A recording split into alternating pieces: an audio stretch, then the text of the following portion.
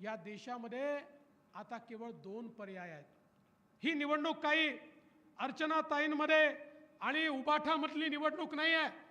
या देशात केवळ 2 पर्याय आहे। एक पर्याय आपले विश्वप्रसिद्ध असलेले विश्वगौरव विकास पुरुष नरेंद्र मोदीजी आहेत आणि मोदीजींच्या समवेत एकनाथरावजी शिंदेंच्या नेतृत्वातली शिवसेना, अजितदादांच्या नेतृत्वातली राष्ट्रवादी, त्या ठिकाणी मनसे, त्या ठिकाणी रिपाई, त्या ठिकाणी पिरिपा, त्या ठिकाणी रासपा, त्या ठिकाणी रयत क्रांती, त्या ठिकाणी जनसुराज्य, अशी एक व्यापक मोठी युती मोदीजींच्या नेतृत्वात या ठिकाणी काम करते आहे। आणि दुसरीकडे कोण आहे? दुसरीकडे आहेत राहुल गांधी। आणि राहुल गांधींच्या नेतृत्वामध्ये 26 पक्षांची खिचडी एकत्रित झाली आहे। आपली महायुती कशी आहे माहिती आहे? आपली महायुती ही विकासाची गाडी आहे, विकासाची गाडी। या गाडीला मोदीजींचं पॉवरफुल इंजिन आहे आणि प्रत्येक पक्षाचे डबे त्यात लागले आहेत आणि या प्रत्येक डब्यामध्ये आपल्याला त्या ठिकाणी दीन दलित गोर गरीब आदिवासी शेतकरी शेतमजूर महिला अल्पसंख्याक ओबीसी सगळ्यांकरता या डब्यांमध्ये जागा आहे। सगळ्यांना डब्यामध्ये बसवून सबका साथ सबका विकास करत ही गाडी विकासाकडे जाणार आहे। पण तिकडे राहुल गांधींच्या गाडीची अवस्था काय आहे? तिथे डब्बेच नाही आहे, फक्त इंजिनच आहे। बरं, ते इंजिन हे प्रत्येक जण म्हणतो मीच इंजिन आहे, कोण इंजिन आहे समजतच नाही। राहुल गांधी म्हणतात मी इंजिन आहे, पवार साहेब म्हणतात मी इंजिन आहे, उद्धव ठाकरे म्हणतात मी इंजिन आहे, लालूजीचा मुलगा म्हणतो मी इंजिन आहे, मुलायम सिंगाचा मुलगा म्हणतो मी इंजिन आहे, ममता बॅनर्जी म्हणते मी इंजिन आहे, स्टॅलिन म्हणतो मी इंजिन आहे। त्या ठिकाणी डब्बे नाहीच आहे। आता बघा, इंजिनमध्ये बसायला जागा किती लोकांकरता असते? फक्त ड्रायव्हर करता। सामान्य माणूस इंजिनमध्ये बसत नाही। यांचं इंजिन असं आहे, राहुल गांधींच्या इंजिनमध्ये फक्त सोनियाजी आणि प्रियंकाजी बसू शकतात। शरद पवार साहेबांच्या इंजिनमध्ये फक्त सुप्रियाताई सुळे बसू शकतात आणि उद्धवजींच्या इंजिनमध्ये केवळ आदित्य ठाकरे बसू शकतात। तुमच्याकरता त्यांच्या इंजिनमध्ये जागा नाही आहे। तुमच्याकरता जागा ही केवळ मोदीजींकडे आहे। त्यामुळे अर्चनाताईंच्या घड्याळाची बटन दाबली की आपल्या बार्शी सहित उस्मानाबादची बोगी ही थेट मोदीजींच्या ट्रेनला जाऊन लागते आणि ती ट्रेन आपल्या सगळ्यांना घेऊन वेगाने विकासाकडे निघते। बंधू भगिनींनो, ही विकासाची निवडणूक आहे। अर्चनाताईंना दिलेलं मत, घड्याळाला दिलेलं मत हे मोदीजींना दिलेलं मत आहे। अन्य कोणालाही दिलेलं मत हे राहुल गांधींना दिलेलं मत आहे। तुम्हाला फैसला करायचा आहे, मोदीजी हवेत की राहुल गांधी हवेत, याचा फैसला करणारी ही निवडणूक आहे। 10 वर्षामध्ये मोदीजींनी 20 कोटी गरिबांना कच्च्या घरातनं पक्क्या घरात आणलं, 50 कोटी लोकांकडे गॅस दिला, 55 कोटी लोकांकडे शौचालय दिलं, 60 कोटी लोकांकडे शुद्ध पिण्याचं पाणी पोचवलं, 80 कोटी लोकांना मोफत रेशन देण्याचं काम केलं, 60 कोटी लोकांना आयुष्यमान भारतमध्ये 5 लाखापर्यंतचा सगळा इलाज मोफत केला, जवळजवळ 60-62 कोटी लोकांना आमच्या तरुणाईला मुद्राचं लोन दिलं, 10 लाखापर्यंतचं लोन बिना तारण आणि बिना गॅरेंटरचं मोदीजींनी त्या ठिकाणी दिलं। पूर्वी एखादा तरुण हा जर बँकेत जायचा, बँक त्याला विचारायची तारण ठेवायला तुझ्याकडे घर किंवा जमीन आहे का? बँक त्याला विचारायची एखादा सरकारी अधिकारी तुझा नातेवाईक आहे का? असेल तर त्याची गॅरंटी दे तर तुला लोन मिळेल। मोदीजींनी सांगितलं या सगळ्यांची गॅरंटी मी घेतो आणि जवळजवळ 60-61 कोटी लोक हे त्या ठिकाणी 10 लाखापर्यंत मुद्रा लोनचे लाभार्थी झाले आणि याच्यामध्ये 31 कोटी महिला आणि मुली आहेत की ज्या आपल्या पायावर उभ्या राहिल्या आहेत। आज मोदीजींनी बचत गटाच्या माध्यमातून 80 लाख बचत गट तयार केले।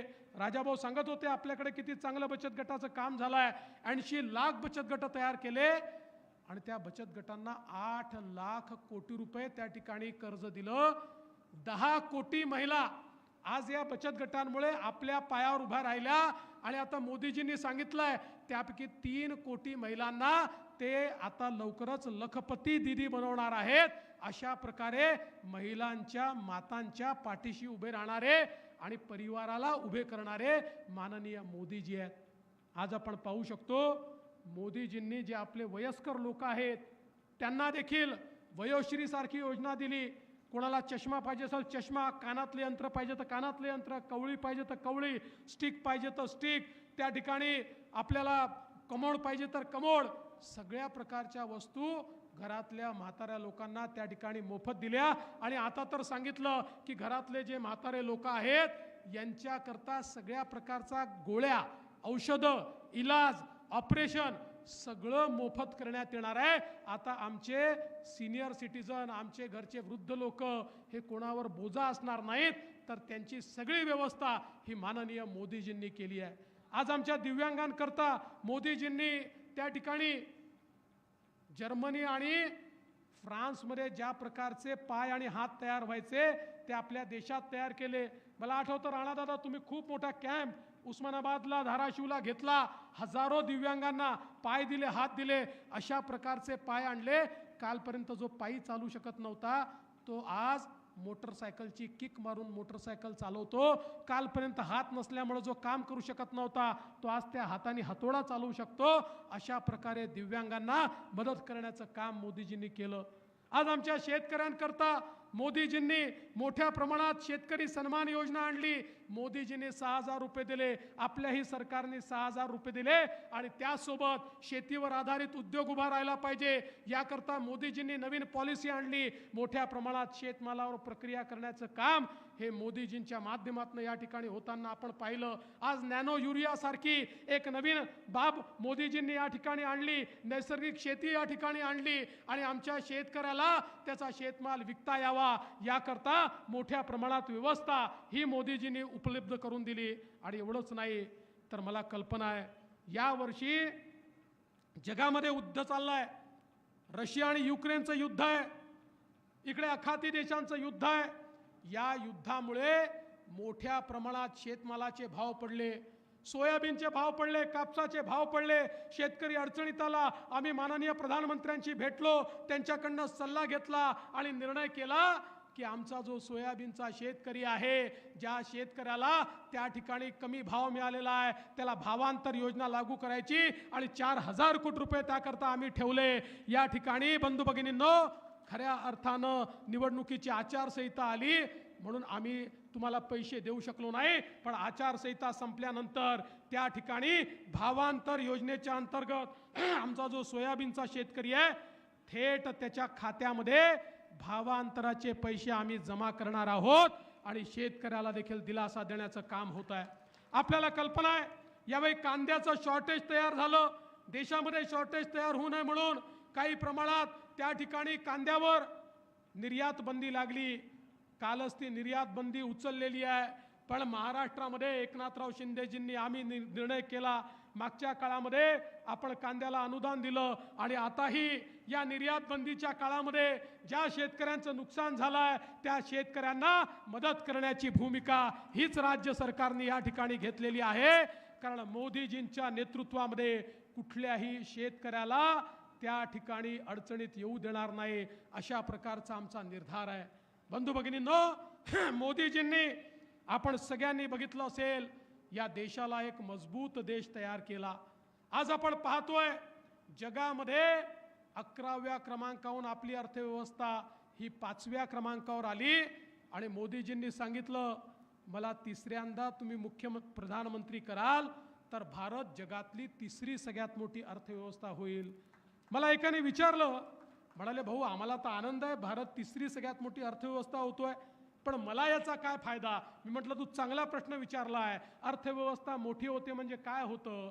अर्थव्यवस्था मोठी होते म्हणजे संधी तयार होते, अर्थव्यवस्था मोठी होते रोजगाराची निर्मिती होते, अर्थव्यवस्था मोठी होते नोकऱ्या तयार होतात, अर्थव्यवस्था मोठी होते इन्फ्रास्ट्रक्चर करता पैसा मिळतो, रस्ते, रेल्वे, पाणी, पाटबंधारे, इरिगेशन, वीज, घरं, या प्रत्येक गोष्टी करता पैसा मिळतो. आज आपण बघा UPAचं सरकार होतं तर रस्ते, वीज, पाणी, रेल्वे याच्यावर वर्षाला 1 लाख कोटी रुपये खर्च व्हायचे. मोदीजींनी 1 लाख कोटीवरनं 13 लाख कोटीपर्यंत बजेट, म्हणजे 13 कोटी पटीने बजेट त्या ठिकाणी वाढवलं. आणि म्हणून हे जे सगळे रस्ते आपण पाहतोय, रेल्वे आपण पाहतोय, ज्या रेल्वेचा अर्चनाताईंनी या ठिकाणी उल्लेख केला, हे सगळे कामं होऊ शकलेत कारण मोदीजींनी अर्थव्यवस्था मजबूत केली. अर्थव्यवस्था मजबूत होते तर गरीब कल्याणाचा अजेंडा चालतो. गरीबाला, शेतकऱ्याला, शेतमजुराला मदत देता येते. अर्थव्यवस्था मजबूत होते तर त्या ठिकाणी आपला देश देखील सुरक्षित होतो. आपण सगळे बघा, अर्चनाताईंनी उल्लेख केला, खरं आहे, कोविडचा काळ आठवा, ज्या काळामध्ये आपल्या नातेवाईकाकडे जाण्याची चोरी होती. मौत मिट्टीला लोक जात नव्हते, एकमेकाला ओळख दाखवत नव्हते. प्रत्येकाच्या नजरेसमोर होतं, माझा परिवार वाचेल का. आजूबाजूचे लोक किड्या मुंग्यासारखे पटापटा मरत होते आणि जगाच्या पाठीवर लोक म्हणायचे भारतामध्ये किमान 40-50 कोटी लोक तरी मरतील. कारण यापूर्वी जगाच्या इतिहासात अशा प्रकारची महामारी जेव्हा जेव्हा आली, भारताला त्या महामारीवरचं इंजेक्शन हे किमान 30 वर्षांनी 40 वर्षांनी जगाने उपलब्ध करून दिलं. आणि आपल्याला लक्षात असेल, 100 वर्षापासनं प्लेग सारख्या बिमाऱ्या आल्या, कोट्यावधी लोक मेले, पण आपल्याला कधी त्याचा इलाज मिळाला नाही. लोकांना वाटत होतं आता ही अशीच अवस्था होईल. 4 देशांनी लसी तयार केला होता, ते 4 देश वाट पाहत होते, भारत येईल, आमच्या पुढे हात जोडेल, मग भिकाऱ्यासारख्या काही लसी देऊ आणि भारताकडनं पैसे कमवू. भारतातले लोक किड्या मुंग्यासारखे मरतील अशा प्रकारे अनेक लोकांना त्या ठिकाणी वाटत होतं. अशा काळामध्ये या देशाचे प्रधानमंत्री माननीय मोदीजींनी भारतामध्ये शास्त्रज्ञांना एकत्रित केलं आणि भारतीय बनावटीची लस तयार केली आणि 140 कोटी लोकांना ती लस 2 वेळा विनाशुल्क या ठिकाणी टोचली. बंधू भगिनींनो, आज आपण सगळे जिवंत आहोत मोदीजींनी तयार केलेल्या लसीमुळे. ही जर लस तयार झाली नसती, काय अवस्था आपली राहिली असती. या देशाला मोदीजींसारखा कणखर प्रधानमंत्री मिळाला नसता, काय आपली अवस्था राहिली असती. आणि म्हणून यावेळेचं मत तर आपल्या परिवारानं केवळ आणि केवळ कोविडमध्ये मोदीजींनी जे नेतृत्व दिलंय त्या नेतृत्वाकरता मोदीजींच्या पाठीशी आपण उभं राहिलं पाहिजे. अरे, मी मॉरिशस सारख्या देशात गेलो होतो. मॉरिशसचे तिथे आपले छत्रपती शिवरायांच्या पुतळ्याचं उद्घाटन होतं. त्या ठिकाणी मी मॉरिशसच्या राष्ट्रपतींना भेटायला गेलो. मॉरिशसचे राष्ट्रपती म्हणाले, फडणवीसजी माझे धन्यवाद मोदीजींना कळवा. मी म्हटलं कशा करता धन्यवाद. म्हणाले माझा मॉरिशस जिवंत आहे कारण मोदीजींनी आम्हाला कोविडची लस दिली, नाहीतर माझा मॉरिशस बेचिराख झाला असता. आणि जगामध्ये असे 100 देश आहेत की जे देश मोदीजींचं नाव घेतात. आज जगातला शक्तिशाली देश म्हणून आपल्या पाठीशी ते उभे आहेत. बंधू भगिनींनो, ही निवडणूक ही देशाची निवडणूक आहे. आज देश सुरक्षित राहायला पाहिजे. आपण तो काळ आठवा जेव्हा कोणी आपल्या देशात यायचं, देशामध्ये बॉम्बस्फोट करायचं आणि निघून जायचं. आणि आमचे प्रधानमंत्री अमेरिकेकडे जाऊन हात जोडून म्हणायचे, बघा बघा तो पाकिस्तान त्या ठिकाणी आमच्या देशात बॉम्बस्फोट करतो, आमच्या देशातल्या लोकांना मारून टाकतो, तुम्ही त्याला रागवा. त्यांना ते रागवायचे नाही आणि बॉम्बस्फोट थांबायचे नाही. मोदीजी सत्तेवर आले, पाकिस्तानला वाटलं हे तसंच सरकार आहे, त्यांनी आपल्या देशामध्ये हल्ला केला, आपल्या देशामध्ये बॉम्बस्फोट केला.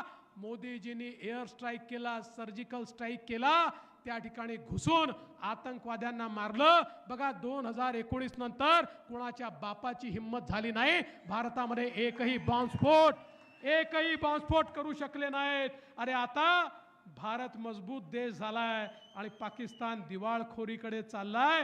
ही अवस्था या देशामध्ये मोदीजींनी केली. आज भारताने 7000 किलोमीटर दूर कुठेही शत्रूचं टार्गेट असेल तर त्या ठिकाणी जाणारं मिसाईल तयार केलाय. असं मिसाईल तयार केलाय, आर्टिफिशियल इंटेलिजन्स त्याच्यामध्ये आहे, ज्या मिसाईलला केवळ फीड केलं टार्गेट कुठे आहे की बरोबर 7000 किलोमीटर जाऊन ते टार्गेट उद्ध्वस्त करते. असं अग्नि मिसाईल तयार केल्यामुळे आता चीनही वाकडी नजर करून भारताकडे पाहू शकत नाही. बंधू भगिनींनो, मजबूत नेता लागतो, मजबूर नेता नाही. जो झुकतो तो नेता नाही, जो झुकवतो तो खऱ्या अर्थानं नेता असतो. आणि असा झुकवणारा नेता हा मोदीजींच्या रूपानं आपल्याला लाभलाय. आणि म्हणून मी तुम्हाला विनंती करण्याकरता आलो आहे, देशाची निवडणूक आहे. देश राहिला तर आपण सगळे राहणार आहोत. आणि ज्या क्षणी 7 तारखेला अर्चनाताईंच्या घड्याळाची बटन तुम्ही दाबाल, वोट अर्चनाताईंना मिळेल, पण त्याच वेळी तुमचं वोट हे मोदीजींना देखील मिळेल. मोदीजींना पुन्हा प्रधानमंत्री करण्याची संधी ही तुमच्याकडे आहे, ही तुमच्या हातात आहे. देश मजबूत करण्याची संधी ही तुमच्याकडे आहे. आणि मला विश्वास आहे बार्शीतले लोक भगवंतांना मानणारे लोक आहे, भगवंताचा आशीर्वाद प्राप्त केलेले लोक आहे. त्यामुळे बार्शी ही निश्चितपणे आपल्या पाठीशी उभी राहील आणि अर्चनाताईंना तुम्ही निवडून द्याल हा विश्वास व्यक्त करतो. आणि पुन्हा एकदा सांगतो, राजा भाऊंनी दिलेली यादी पूर्ण करण्याची जबाबदारी माझी आणि सावंत सरांची आहे. ती यादी आम्ही पूर्ण करून दाखवू एवढाच विश्वास व्यक्त करून माझे 2 शब्द संपवतो. धन्यवाद. जय हिंद, जय भारत. यानंतर लहुजी सेनेच्या वतीनं